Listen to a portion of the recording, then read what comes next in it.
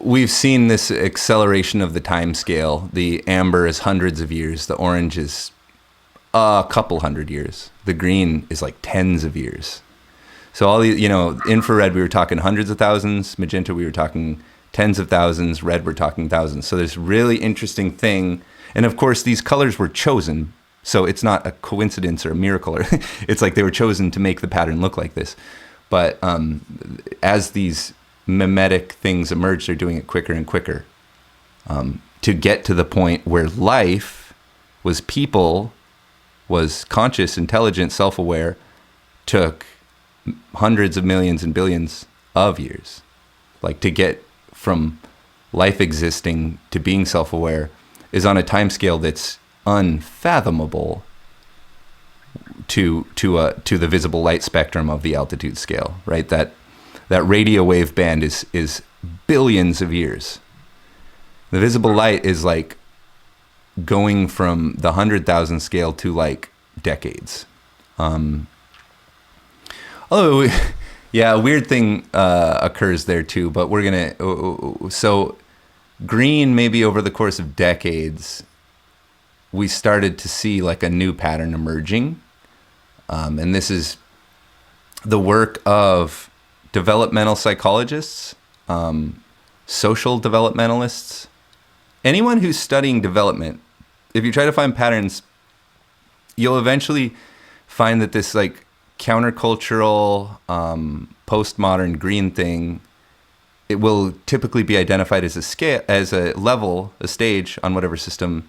If you're measuring the total span, not just early childhood, but the whole human developmental course, there's another stage after it, after green. And the remarkable thing that seems to characterize this stage is that it becomes aware of the stages leading up to it.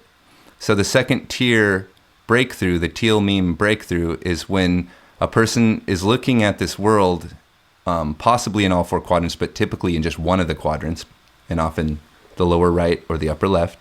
You're looking at those and you're going, oh my God, like these core patterns, these levels, altitudes or spiral dynamics are in every aspect of culture all throughout time, in everything I'm experiencing. And as you start to kind of identify them as colors in this sort of synesthesia sort of way, like tone colors, you realize just how ubiquitous they are and how much you've been subtly aware of them, but you haven't been giving names to them. You haven't really put them in a bucket. You've just sort of put them in a pile, and the piles kind of overlap. As you start to kind of name the spectrum and give it and breathe life into it, it becomes so clear to you just like how it is an upward progression. And that things that might look more regressive, like at Green Meme, if you just understand that these are like literally a thing becoming self-aware. Each stage is a thing becoming self-aware from a senior position. The sense of progress is certain and undeniable. So this is why teal becomes obsessed with vertical development. This is why what we're saying right now is all about vertical development, because we're expressing teal meme. So any expression of spiral dynamics or altitudes is intrinsically a teal expression. And if you understand it, you are experiencing teal meme cognition. So this isn't like a claim. It's categorically the fact of the matter. Like if you understand that these memes, if you see them, then you are at least understanding that these memes are ordering reality in all four quadrants. And if you get that, we're just labeling that integral teal meme cognition. And it seems, according to many different developmentalists studying many different lines of development, that that's the stage after green, after postmodernism. So it's not well branded. We've been talking to ChatGPT. It's been called yellow meme, second tier, teal, integral, and metamodern pops up at completely external to the Ken Wilber thing. Metamodern is sort of a word that's sort of divorced from the Ken Wilber, but Ken Wilber comes into a lot. But when you say integral, you're pretty much you're coming from Wilber, right? So that's kind of where we're kind of doing integral. And metamodern tries to deprioritize. But these are all names we're trying to give to these second tier stages, which don't really have a solid culture in existence yet. We're creating it right now in the lower left on a very small scale. And what's fucking amazing is, given that is the case, according to this perspective, that anyone's paying attention to us, that anyone's engaging, that anyone's involved. Because that's all teal meme happening in the lower left in the real world, and in the lower right and the lower left and all four quadrants in the real world, actually happening on a small scale. Well, I'm very honored to participate in that to any extent. I would way rather do that than any of the first tier stages, at a more successful level, perhaps. So this is where we come to the end of the spiral dynamics model, because higher stages haven't expressed themselves in all four quadrants well enough that we can really call them a stable, solid pattern in all four quadrants. But Wilbur is this weirdo that you kind of have to just like either take his system as a thing or not. To me, it makes a great deal of intuitive sense, and I've experienced some of these higher states that imply the existence of higher stages. So we could say... Let's not dig too deep into tier 2 or up to coral in the spiral dynamic verse. I think it would be a good bookmark for an episode to stay on tier 1, level 1, as a bookend. Because if we start the next one, we'll have another 5-hour. Well, it's not a big tier. It's teal and turquoise in altitudes, and it's teal, turquoise, and coral in spiral dynamics. So the only second tier thing not covered is turquoise. The differences are subtle. It tends to bring in more quadrants. It's kind of like turquoise is kind of like mature teal. It's kind of like teal that has actually done the work that teal is trying to do. This opens a gateway, though. Turquoise becomes it becomes kind of mandatory to start understanding states, because the turquoise awareness becomes aware of states. What states means to any particular turquoise person is different, because this is a pioneering realm. The new world to explore is this thing inside of our own psyche. Is inside the human individual. I mean, obviously, all four quadrants need to be explored, but like right now, we need to get in there, in these states, so that we can begin to talk about them in contemporary language. So much of the descriptions of these states are written green meme at best, but very often red meme, very often amber meme, Theravada Buddhism, amber meme, right? Really great map of the higher state structures, but we can do better. These guys weren't even right. Well, they had horses. They were riding on horses. They were using swords. Ridiculous. Shoot him. Shoot that guy. You see the Buddha, shoot that Buddha. I'm seeing some naked cat ass, and it's turning me on. Okay, so yeah, like this is typically. In school would try to sing a song, and he would expect us to know the end. His mother was a Quaker Buddhist. What an exciting combo! And he'd come up, be all excited, like, so if you see the Buddha, you guys, we're like, we have no idea what you're talking about. What the hell are you talking about? You kill him. Are you talking about? I know that. Yeah, big time.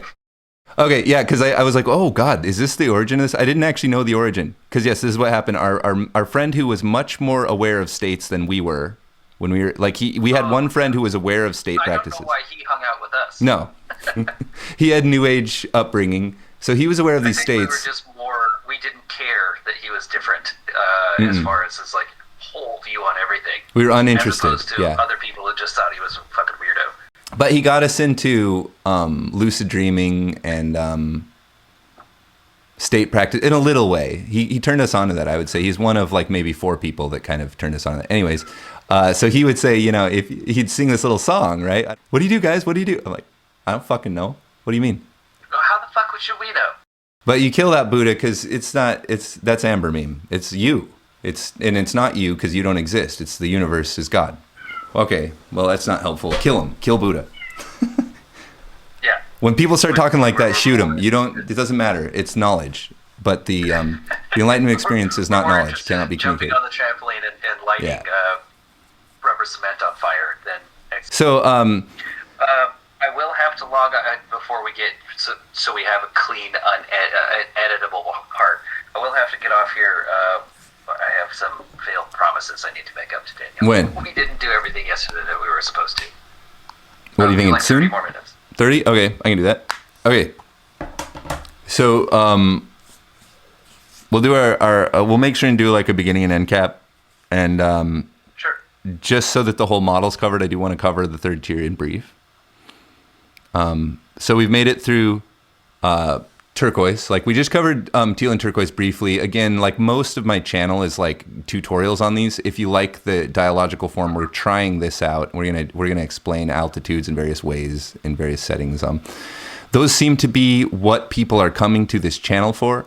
And I find that the keyword is spiral dynamics, not altitudes. So I'm glad that we're talking about both. I want to encourage altitudes, but the more we say spiral dynamics, the better our videos are going to do. So if spiral dynamics is in the title and it's about altitudes, that's the algorithm's fault. I'm gaming that shit. I don't care. So spiral dynamics kind of stops there again because we don't really see the higher stages in self-culture and nature occurring on like a grand scale. But Wilbur and various other sources are kind of saying like this seems to be the future. At very least, these are potentials that we know exist. So it would stand to reason that these potentials would be at least 4 subsequent stages. So you have to kind of get into states and stages a little bit, or do you? I'm not sure, but it seems to be the way to go. In meditative practice, you're talking about maybe what I do is sort of a scientific, rational approach to spiritual practice, but you can take a traditional approach, you can take a Christian approach, a Jewish approach, you can do a hybrid approach. There's all different ways to approach state practice. But we're generally talking about training your mind to access states of consciousness. So it's exactly like it sounds. Like if you're drunk, you're in a state of consciousness. If you're happy, you're in a state of consciousness. What people have found throughout history and all cultures is there's these particular states of consciousness which seem to reveal deep truths to us. And these are called mystical states. And there's very specific and a wide range of different techniques to access these various states. But Wilbur has organized them, and other thinkers have organized them into kind of 4 categories.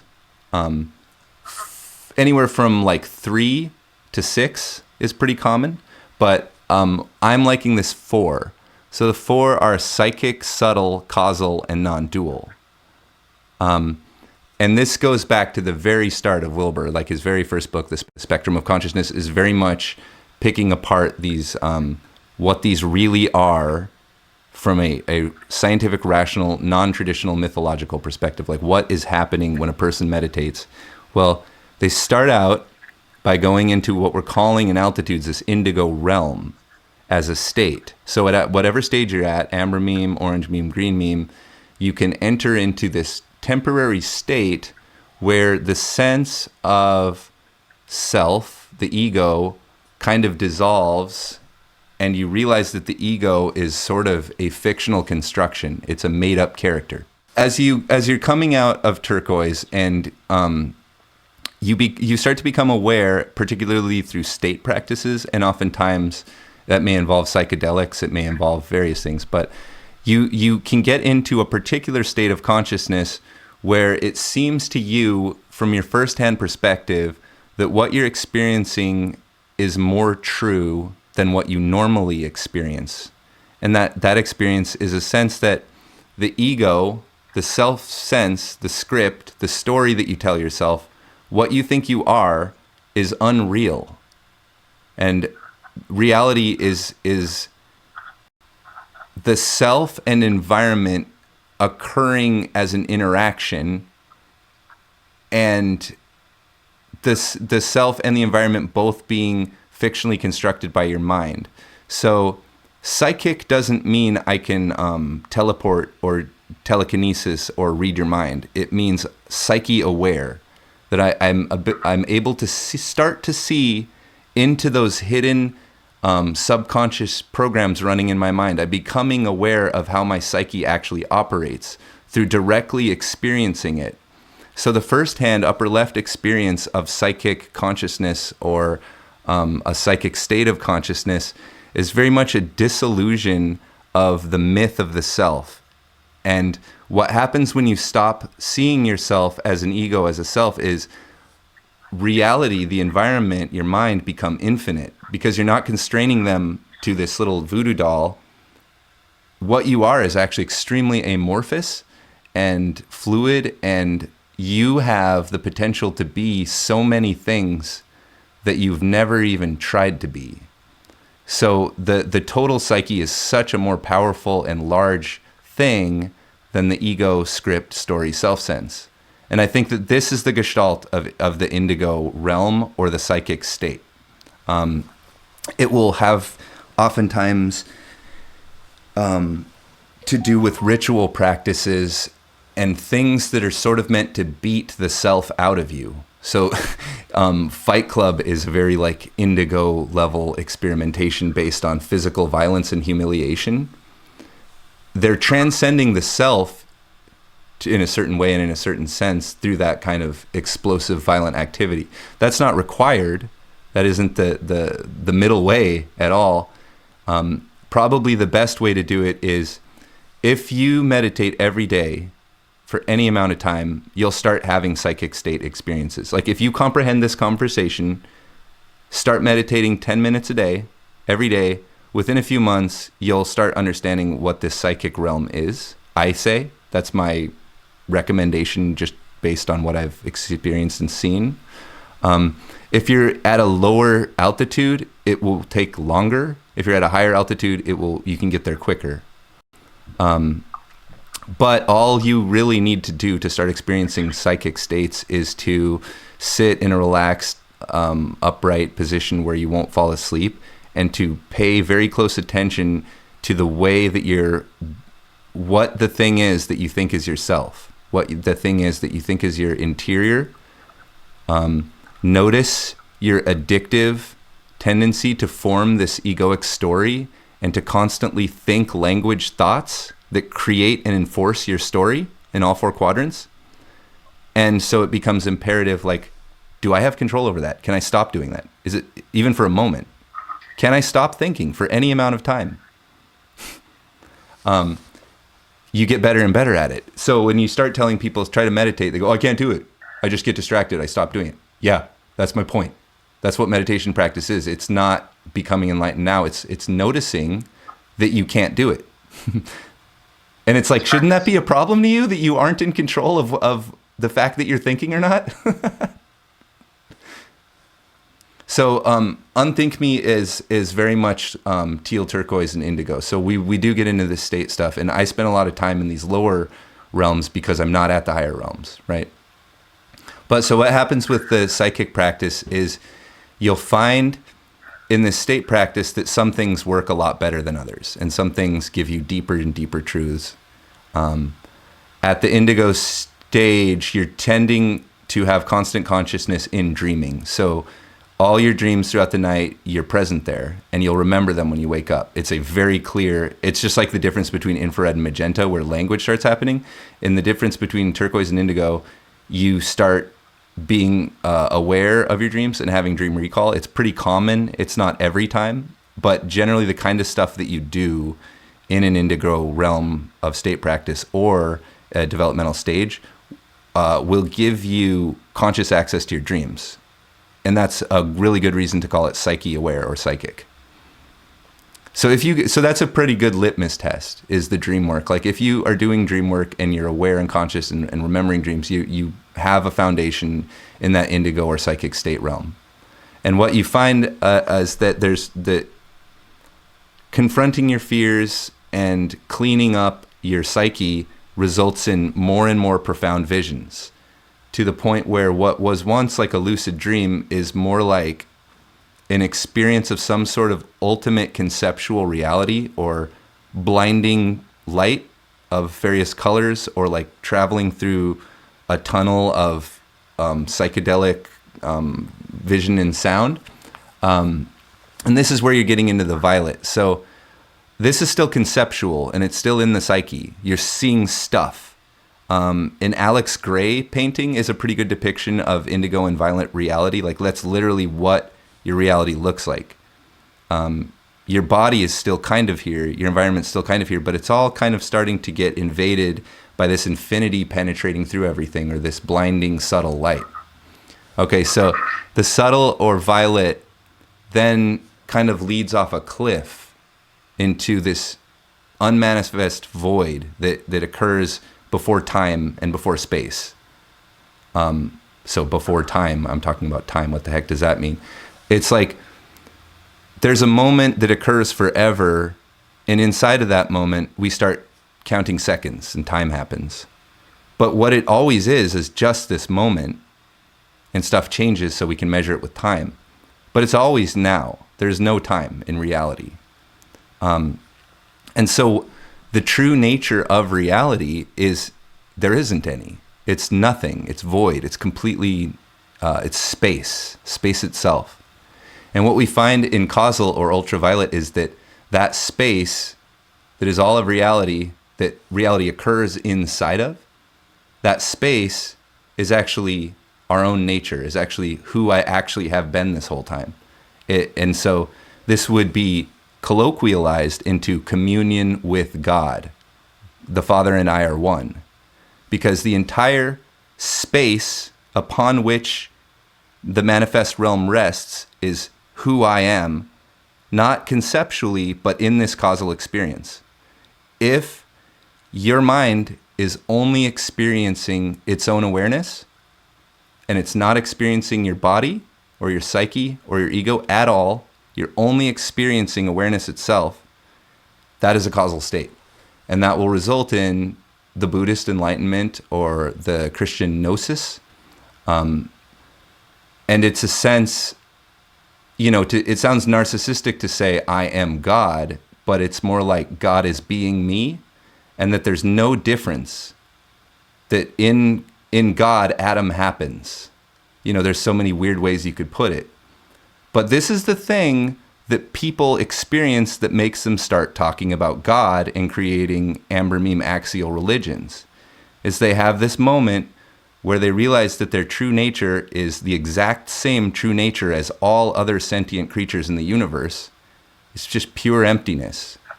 Inside of that emptiness, the emptiness is witnessing what's occurring. And that's all the lower levels of the spiral. But at your core, your fundamental nature is simply that awareness and consciousness. That's what you are before anything else, before time and space and body and psyche. And this is a claim I'm making that you can prove by experiencing the causal state, and it takes a long time to do that. So there's not a lot of authorities on this, and I'm not one of them. But I'm reporting what people throughout all of history and all cultures have said, and I'm saying it in a way that makes sense to modern ears, I hope. So that's the ultraviolet or causal state realm that can be a fully realized stage if you're a person who can access the causal state whenever you want. A person at ultraviolet will be conscious always. When they're fully asleep, they will be there, just like you're here now. So your body leaves and becomes a dreaming scenario, and you're aware, you're lucid, and then the dream dissipates into absolutely nothing because your mind and body are asleep. But you've trained this thing to keep going always. It takes a lot of work. I haven't done it, but this is how you do it. Keep that thing going, and you'll have constant consciousness always. So I've experienced this for like 2 days. So I'm very, very weak sauce, and I'm probably misinterpreting it. But this is what I have to offer. Like, to be aware while you're asleep is very subtle and difficult, and it's very close to what you're trying to accomplish in the causal and ultraviolet state practice. It takes a smart person decades to get to the point where they can regularly do that. So it's not something I can do. I haven't done that. And you kind of have to do it single-mindedly. Like, this is the only thing I do. I don't care about survival. I just want enlightenment. And so that's why the Buddha sits down, says, I don't care if it's cold. I don't care if ants eat me. I'll just kill me. I'm gonna sit here, and I'm either gonna die or become enlightened. That's in the story of the Buddha. And well, have any of us tried that? I haven't tried it, but it seems like when people do try that, this is what happens. The final stage, clear light, is what is called classically non-dual, and so we've gained this proficiency in the gross realm, or the first and second tier, and the subtle realm, indigo and violet, and the causal realm of ultraviolet. So we're now kind of existing in 3 different dimensions at once, and the clear light or non-dual is to kind of integrate those together. So a person at non-dual will have constant witnessing causal consciousness. They will also be able to access violet subtle deities, archetypes, and they'll be participating in the first tier world of manifestation. Kind of the difference between ultraviolet and clear light is the ultraviolet is in a temple or a cave, and they meditate all day. The non-dual or clear light, or they're participating. The final Oxfording picture, is to re-enter the marketplace with open arms, to participate in the development of the entire spiral, bringing into it your new identity as causal, subtle, and gross. That kind of triune identity with the state realms that exist. So is that the future? We don't know. Ken Wilber says it is. It's certainly a future. It's a human potential. But does spiral dynamics go in that way? We don't know. I don't know. That's the entire altitudes. Yeah, so start at the beginning, and when you reach the end, stop. Is it? Yeah, the second tier I'm aware of, but I can't describe it. The third tier I'm aware of, but I can't describe it. So thank you. I got quiet there because I'm learning too how to sort of put a language to this thing that's unattainable to many, as it would seem.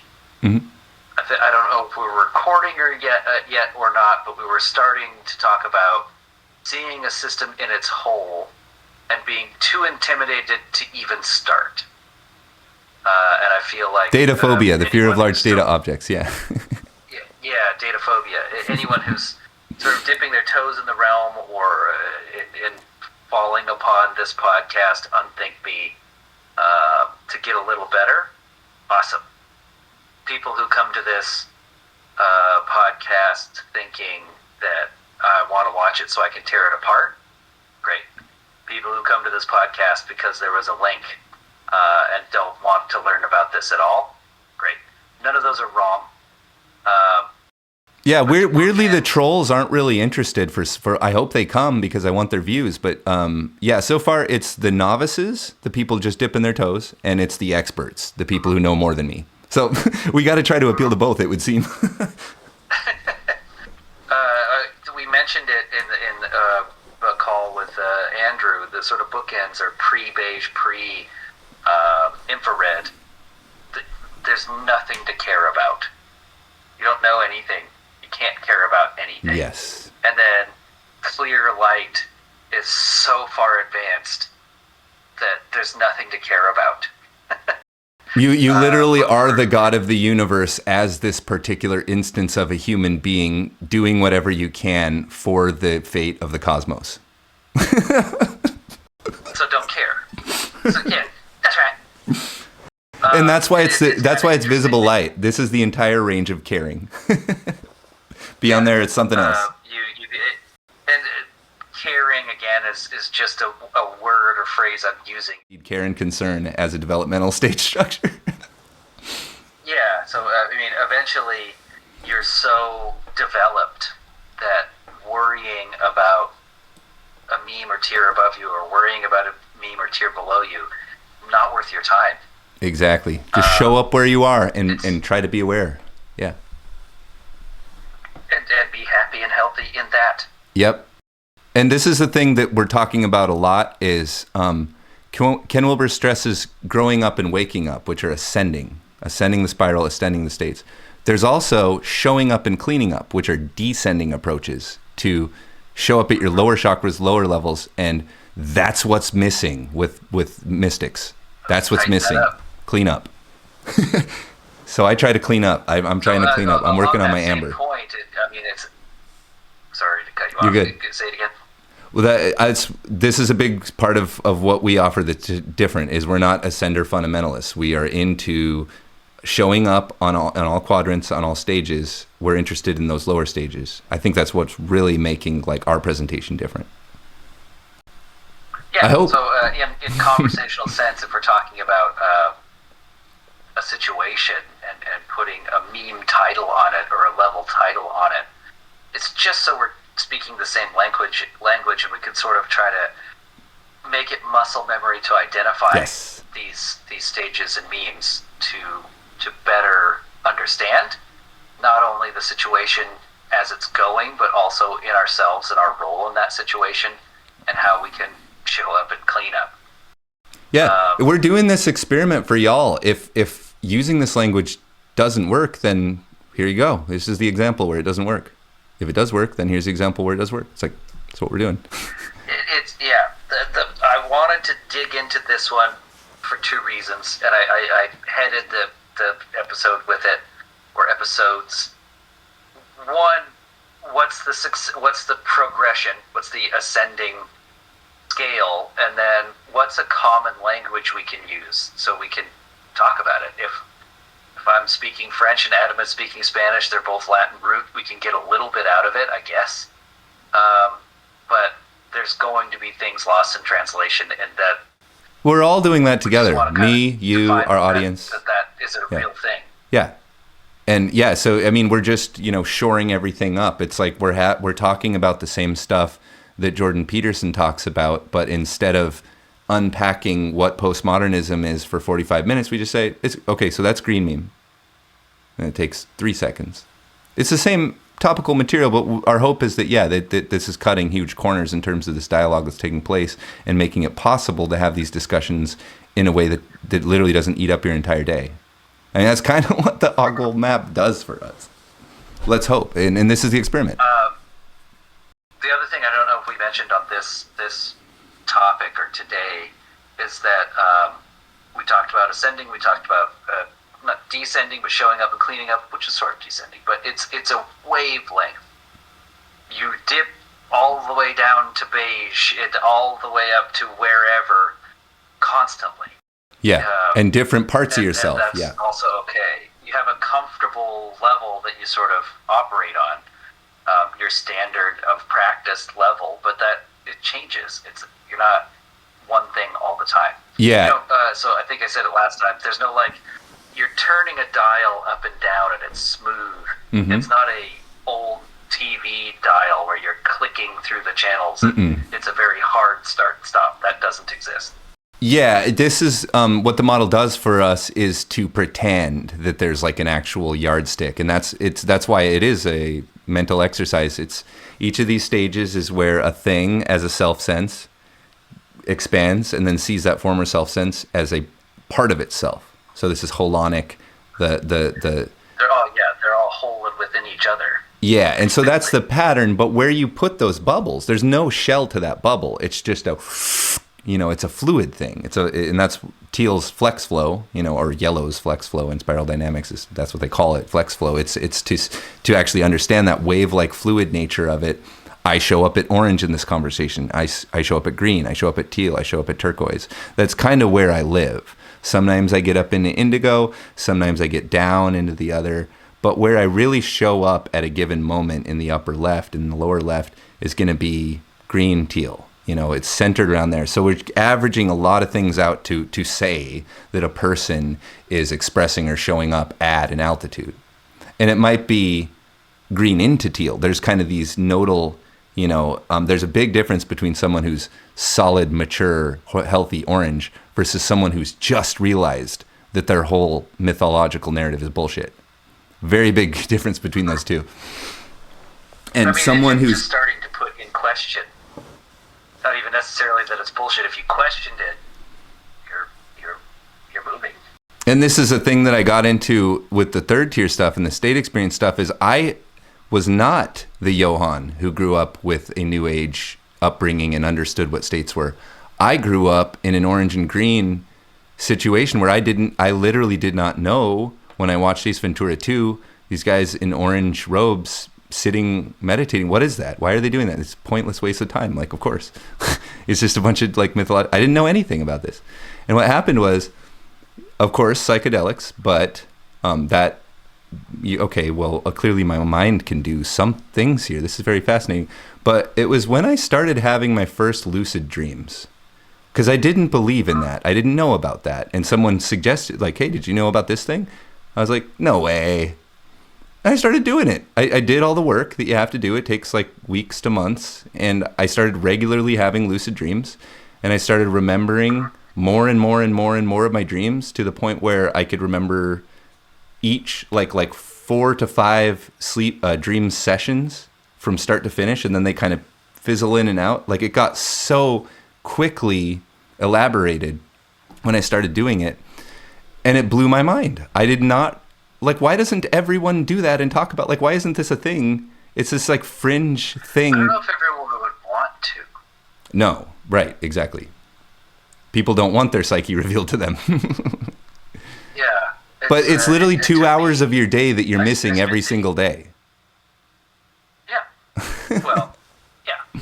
So this blew my mind, and I'm like, oh my God, of course you want to do this. To me, in my value system, of course. I want to spend 2 more hours aware, and I want to know what's happening while I'm dreaming, and I want to start to understand why these are the images that are coming out of me, a part of me that I don't even know.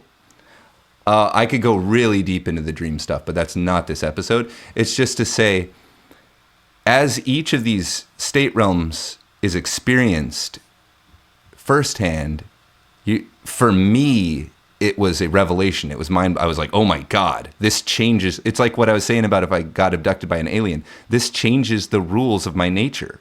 The nature that I live in are different than I thought. So as I start reading deeper and deeper into like religions and spirituality and state practices, it's revealed to me this whole other meaning and purpose to human life.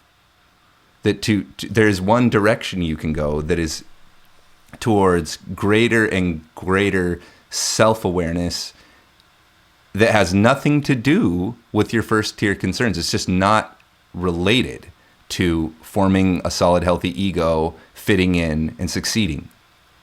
Unrelated to it. I mean, they might cross-pollinate, but like, it's just a thing you can do. It's just shaman path, the saint path, the bodhisattva path. It's just a thing you can choose to do. But each one of these stages going up into possibly ultraviolet or causal,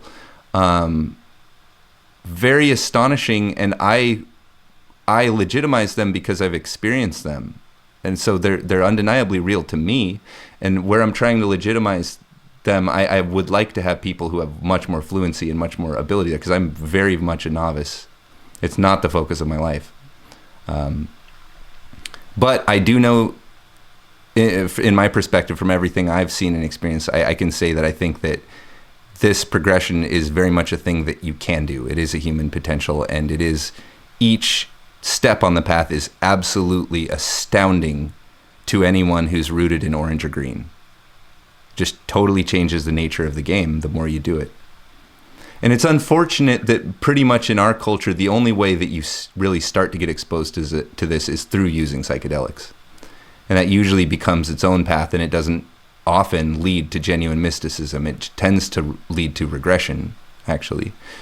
But for those who are into state practice, you will often find that they did experiment with psychedelics at some point. So I never rule it out. I try to discourage it, but I have to admit that it was implicated in my initial curiosity about states. So that's just to cover, me legitimizing the third tier, or at least the states, and understanding that probably like 97% of the people watching these, no, not our audience, but 97% of human beings don't think this stuff is even real. They think it's magenta level kind of bullshitting or amber meme mythologizing. Or they don't think about it at all. I'm a dirty bastard that just went off and did some of this stuff. And I'm telling you, yeah, like, if If you go over that mountain, you're going to see that pond. It's going to be exactly like they described it. But yeah, let's go. But right, we're working on the entire spiral. And this is where you get into that ascender fundamentalism. You don't have to become enlightened. Nobody told you to do that. You also don't need to grow up. You also don't need to succeed. You like all this stuff is voluntary choices based on your own values. And I'm no level of comfort. Yeah, we're tending towards, those teal and turquoise. That's what we're kind of pushing here. To quote the movie The Matrix, ignorance is bliss. It can be. Yeah. Well, I know this is part of the code. So who's the happiest? Think about the happiest person you know in life. They're probably an idiot. Yeah, a bit. They don't need to know anymore. They're happy where they're at. Everyone I know is an idiot. Open their eyes to other things. Then they become less happy. You were talking about if this is within the human potential, and if you want to grow, go ahead and do it. If we talk about the memes again, really quickly, it takes 4,000 lifetimes to go from beige to purple. 3,000 lifetimes to go from purple to red. 1,000 lifetimes. And so in your own personal development, think how quickly things go. It is a spiral, which is a narrowing point. It gets faster and faster the more you dedicate to getting to the next thing or the next level. It's not a click into, but things speed up. The more you're aware, the faster you're aware. We have to be extremely grateful that this spiral is presented to us, that we come into a world that has rationality preloaded and sensitivity preloaded. All of these are just so valuable tools at our disposal. So as much as you can grasp these, embrace them. They're incredible gifts that you didn't come up with. They just exist and you can have them. Just like you can pick up a textbook and build a boat. These maps are available. I was just meeting the other day who said I would be the worst time traveler ever. So I just get picked up and put in like a random place in like the 1800s. I don't even know if I could prove I'm from the future. Like, well, okay, who's the next president? Ooh.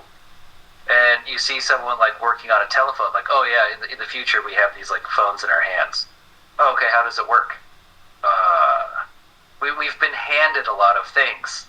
We don't necessarily need to know how it works, but to Adam's point, yeah, it's a gift. You have it, use it, and springboard off of it. Guess it's about time to hit that like, subscribe, and maybe put a comment, and I'll see you on that old D-trail.